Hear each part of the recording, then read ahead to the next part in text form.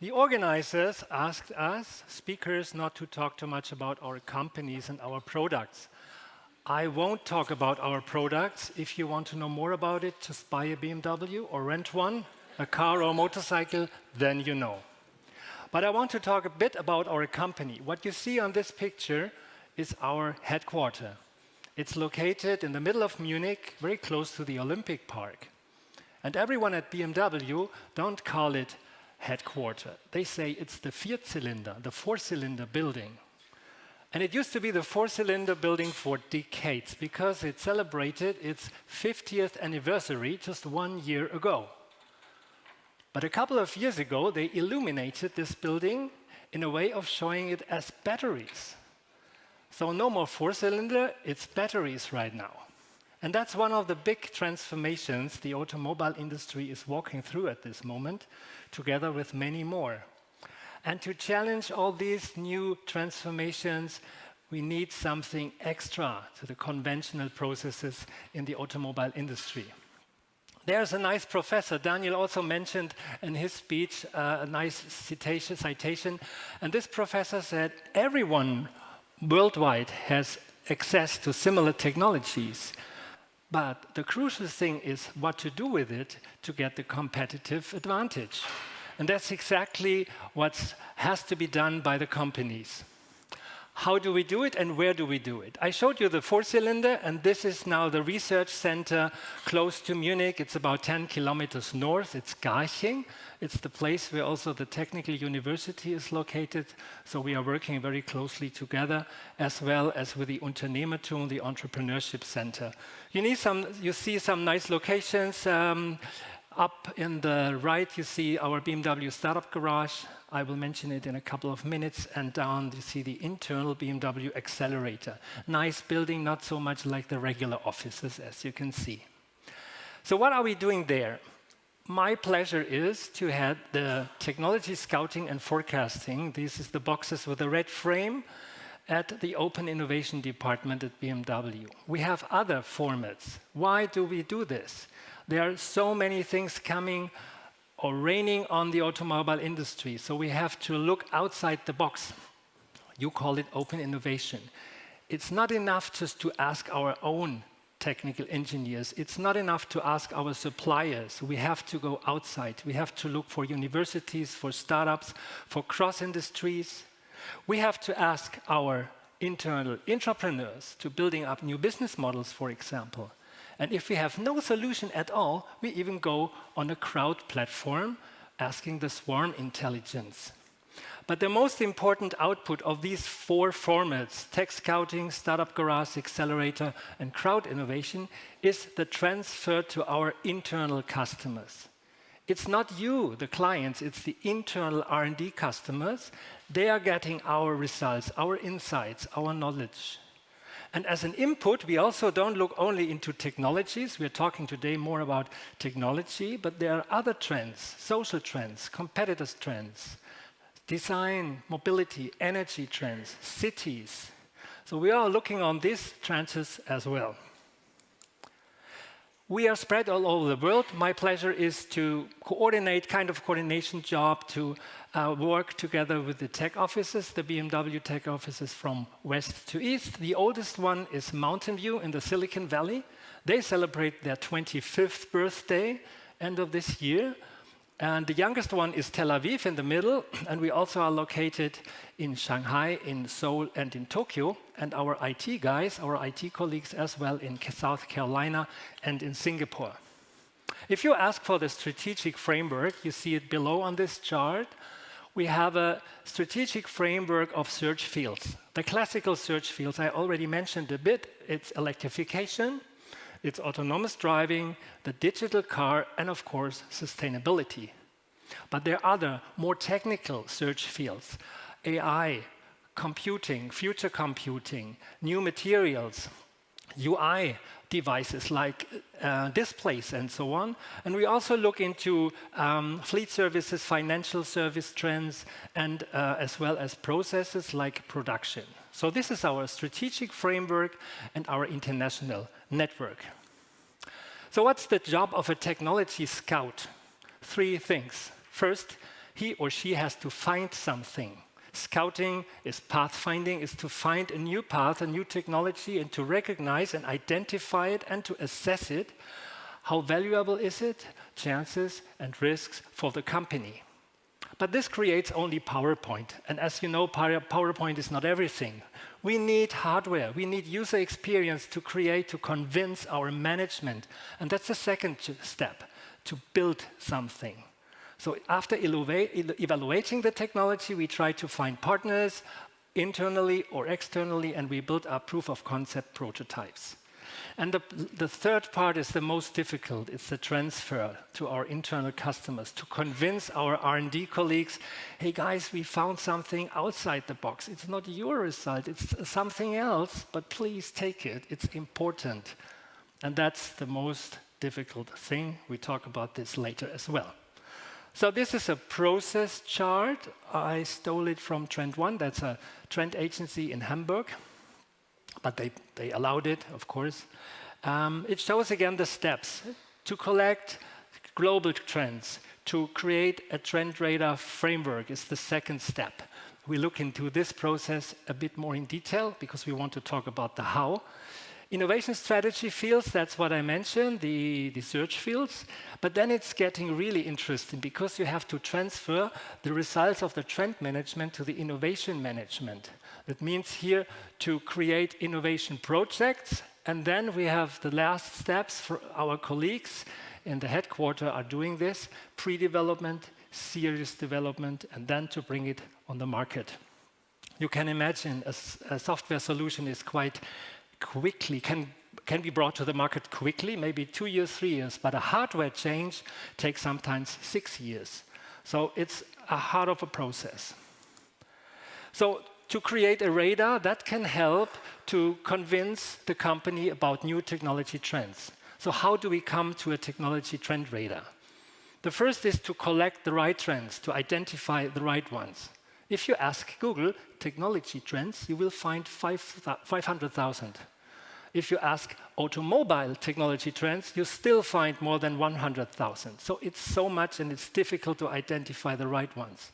So you need to identify or to create a process that finds out maybe the long list of the 100 most important trends. And then we start the discussion with our experts in Munich, in the tech office network, and with our cross-industry partners. Dirk from E.ON is one of them. So it's so valuable and important to have a cross-industry network to discuss the newest trends. With this knowledge in mind, we create a kind of a portfolio, and we have some criteria to position these tech trends on this chart. The first one is relevance for mobility. Mobility, not cars, mobility in general. The second one is maturity, the development speed of such a trend. How mature is it? And the third dimension is not written here because the third dimension is always difficult to show on a chart.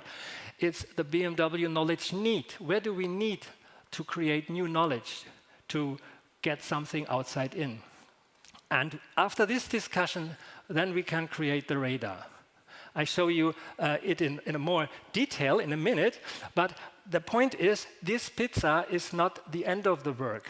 Because our management says, okay, you created a nice pizza, lots of colored dots in, and what shall I do with this? So the next step is the most important one. We have to communicate it. We have to create transparency. We have to explain it in the company. Hey guys, there's quantum computing, there is neuromorphic computing coming, metaverse, generative AI, circular economy, you name it. And we have to find the right partners and to explain what we have to do. For example, create and build up new in-house technology knowledge, or to push new PoC and R&D projects, or even go in this four-cylinder building and talk with our strategic guys because they have to adapt the strategy maybe. And that's the best for you guys. When you buy a BMW in the future, maybe you find new customer experience, new exciting products, services, and even new business fields. That's the main target of our work. Of course, we have some more input. We have this trend databases I already mentioned. We have, of course, the hype cycle is helpful to watch. We're looking into statistics and more into AI-based tools. AI becomes more and more important doing text counting in the future. There are some bad colleagues of mine, they say, hey, Frank, we don't need you anymore. We have generative AI. Go home, find another job. Well, I will be retired soon, so I don't care. But anyway, AI will be more important in this case as well. So this is the radar. You can find it on our BMW Group homepage. We published it in January with a tremendous feedback. I was surprised. And you know why we did this? Because we had a nice talk with Munich Re, the insurance company placed in Munich as well, and they published their trend radar already 5 years ago. And they said, we got so much clicks and feedbacks on our homepage, more than ever. And I tell you, we got more clicks than our stock rate or our car configurator in the first weeks. That was funny. So a bit of an explanation how we place these technology trends on the pizza. We have these segments, watch, prepare, act. We don't look too much into the definitions. You can have the PDF I sent out. Of course, it's a kind of prioritization. Of course, we have to prioritize, but to be honest, we don't look only into trends that are placed in the act segment. Watch is important as well. Take quantum computing. We need a decade to be prepared for quantum computing. So we cannot wait until this type of future computing is in the middle of the pizza. No, you have to start early enough. And again, ask your company, what knowledge need do we have, and what do you have? What do we have to build up? So, but I promised to show at least a few trends. So this chart my management loves most because it shows only 10 and not 45. You know, higher managers cannot read more than 10 trends, or let's say understand, not read. But so let's jump through. Generative AI, I already mentioned. I don't have to explain, you know what it is. Everyone knows it. You can say it's a buzzword. Other people say it's the Apple moment, the iPhone moment, the Gutenberg moment, whatever. It will change our industrial lives in every part, I'm sure. It's just a question when and how. Circular economy is influencing our whole business because it's about circularity, it's about not only recycling, it's much more to reach the planet's targets. Metaverse, of course, this is a buzzword maybe. We have now a metaverse winter, some people say, but anyway, we have to be prepared. So we have a strategic working group working on different places of influences for the company regarding metaverse, from the car to the HR, production, whatever. So we are aware of it. So for metaverse, we need extended reality. Of course, you see the glasses. We have seen this famous glass of Apple this morning. Maybe another point, which is not so common, it's an enabler trend, advanced network technologies. You said that 5G is not so important for the regular customer. That's absolutely true. But you cannot do autonomous driving without 5G or 6G because you need this data transfer rate in the Sahara. Maybe not in Munich, but it will work. But in other parts of the country, it's important. So we are working closely together with partners to enable satellite connectivity from the car to a satellite network wherever we are in the world. Decentralized energy, that's a great topic we're doing together with E.ON. Like bidirectional charging is one example. When you read health and well-being, you say, okay, this is a mega trend. But you say, this is not a technology trend. And that's true, it's not a technology. But it's a trend which is enabled massively of technology. Take your watches. Take a massage seat, scent influencing, sound, light in your vehicle. That's all influences your well-being, measuring your vital parameters. So we are thinking about new business models, new offers for our customers regarding health and well-being, because the target is you should get off your BMW in a better state of health than you got in. And that's quite difficult when you are in the traffic jam. Quantum computing, I already mentioned. Carbon capturing, it's not greenwashing. Please don't misunderstand. But it could be interesting to build up a carbon capturing plant or infrastructure together with a car plant. And cyber defense, I don't have to mention, in these years of crisis, we need this at any place. Okay, some examples. In-car gaming. Gaming is a mega trend, you know. We offer, in the new 7 series, the YouTube access. We have a streaming platform, an own streaming platform will be launched end of this year. We have the exclusive Bundesliga pilot and new podcast, Spotify, and so on. That's a bit merchandising right now. But what we did in the past 2 years, and that is really amazing, we found, I think it's a Swiss startup called Air Console. And we found them 2.5 years ago. We identified them, we made a POC project, and now in July, they will launch their product, which is the possibility to play with your smartphone as a controller in your vehicle, and you use all displays, and you can use your smartphone as a game controller together with friends, whatever, in your car. And this is completely new, and this is a very typical finding made by a Scout, a project which was done with a startup garage and then launched in our product. Sorry? There still is a driver, and the others are playing games. But this is maybe the step to autonomous driving. When there's an autonomous car, you have plenty of time, hopefully.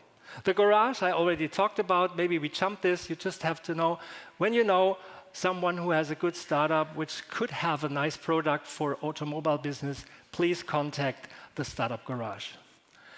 Now maybe the best example, it's not a typical tech scouting example, but it shows very nicely the transfer from another industry to automobile business. This is a Kindle e-reader. And the technology of an e-reader is amazing because it doesn't use any energy, only when it changes the picture. When the picture is stable, static, it doesn't need any energy, but you can read a book electronically wherever you are. So one of my scouts, her name is Stella, she had the idea to transfer this technology to a vehicle.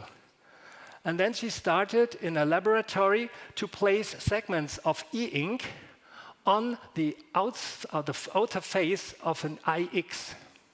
And we named it iX Flow. That's an iX vehicle, and we showed it on the Consumer Electronics Show in Las Vegas in January 2022. The first steps had been made in our laboratory and in the Makerspace workshop of the Unternehmertum in Garching. And it was a huge effort to place all these little segments, to connect them with cables, and to write a program just to have this color effect. It was just black and white and gray. And we showed it in Las Vegas, and Stella won the Best Inventions Award of the Time magazine of last year.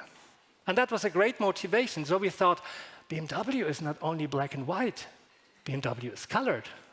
So we worked on coloring this e-ink technology together with e-ink, of course. Of course, they made the basic technologies. But we transferred it to a car. So we made a concept how to fix these, where to fix these segments on the new Vision D vehicle, which shows regularly, normally the idea was to show the new digital function of a car. And a team of many people here worked day and night to show the result in Las Vegas. And I just show you 3 minutes of this performance. Let's meet the project engineer responsible for the color-changing system featuring e-ink, Stella Clark.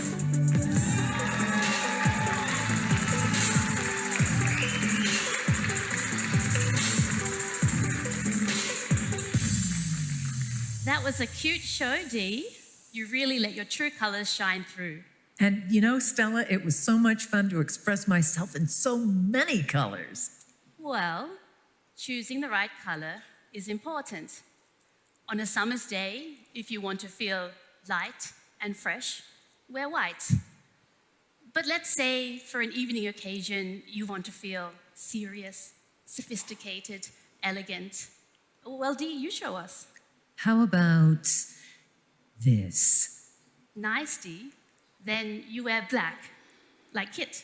Well, you bet I look serious. and elegant. You do. But color is not just color.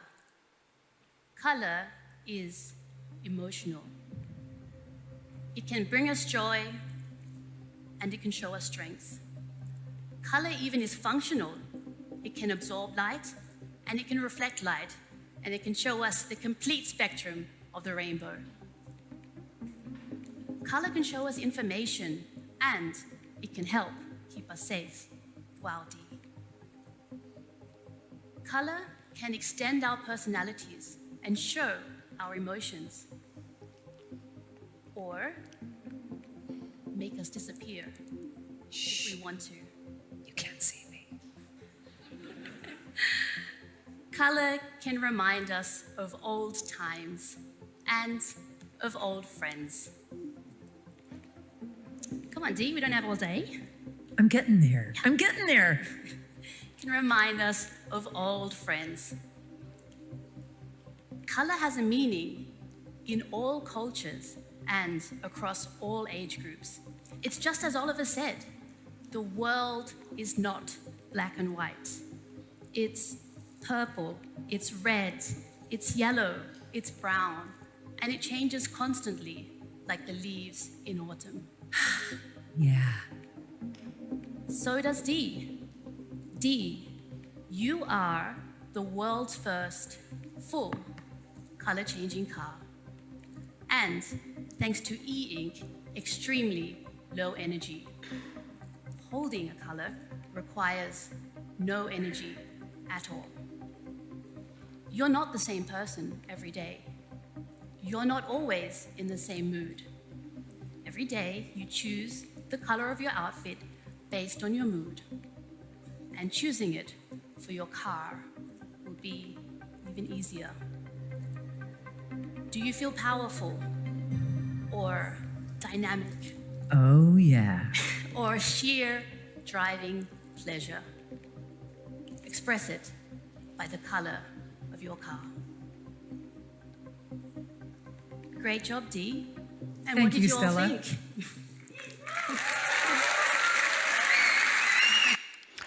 That was the result of excellent tech scouting and cross-industry transfer, and we got rewarded many times. You see the team below on the right side, Stella and his team did a great job to get these results.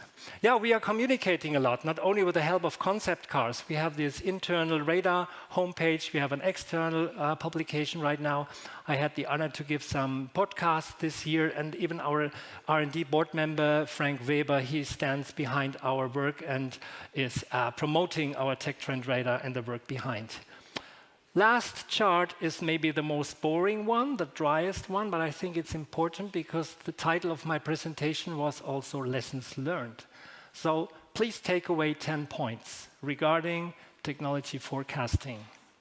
You need an overarching innovation strategy with clearly defined search fields. I showed it in the beginning. You need a well-founded, well-established processes for all open innovation formats you have in your company, whether it is startup research, tech scouting, or whatever. And don't forget to look consequently into cross-industry, not only in your own business. You need robust resources, of course, and clear responsibilities, powerful tools, methods, databases, processes, and use AI where it's possible. It will help you. Early involvement of all departments who are concerned. They are your customers. If they are not involved, they say, not invented here. Acceptance and support by the upper management. Maybe the most important point, it should be on point number 1. Direct communication channel to the upper management, a kind of a reporting line, so you get quickly answers and decisions. Then not only PowerPoint is important, create PoCs, create prototypes, demonstrations, user experiences, and think about a good storytelling. Not only tell them, there's a new technology, it's quantum computing, it's 1,000,000 times faster than a regular computer. Tell them what you can do with this. Tell them how much money you can save with a quantum computer.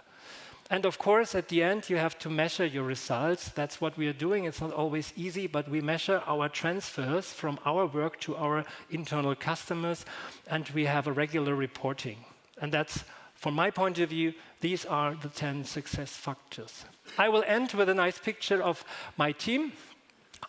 Finally, people, not only dry charts. So this is an international team of people, of tech scouts from Shanghai, from Seoul, Tokyo, from Tel Aviv and Mountain View, and myself. I'm really, really happy to have these guys, and I say thank you to these guys, and I thank you to you for listening. Thank you.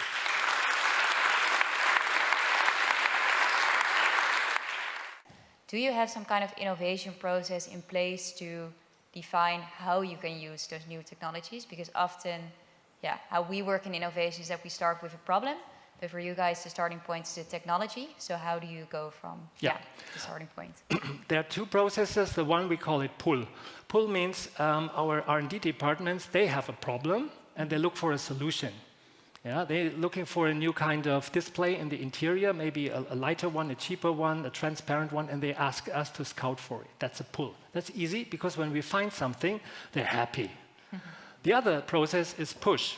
Push means we see or we find, identify a new tech trend on the radar, but nobody knows it in the company. So we assess it, we work on it, we spend our own money we have in our department, and then we try to push these results into the company, and that's much more complicated, as you maybe can assume, but even if we do so in this push mode, we have to integrate and to get online with our customers soon, because sometimes they have to build up new resources. Again, quantum computing, no department was taken care of, and now we have a big department working on that, with money, with people, job cards, and qualifications. So these are the two processes. You outlined that it's important for you to think within an ecosystem of mobility, not of a car manufacturer. Can you tell us about that? Can you give us some details on that? Yeah. Of course, BMW, like Mercedes and others, are well known for their cars. BMW is also building motorcycles, of course, but also bicycles. We are working on new sharing models. We are working on financial services, which helps to create new mobility, to offer new mobility services for our customers, also especially in big cities where the car is not the only solution. So we offer special mobility businesses for our customers outside the car, and we are working on new business, of course, beyond classical mobility, to have new ideas for the future. So it's not only the car. But it's always a bit difficult, because our financial guys, the controllers, they are also always asking for, is it really valuable? Can we earn money with this? So this is always the challenge. But of course, we are working on that. With that, I appreciate it very much. Thank you. See you on 1 minute left.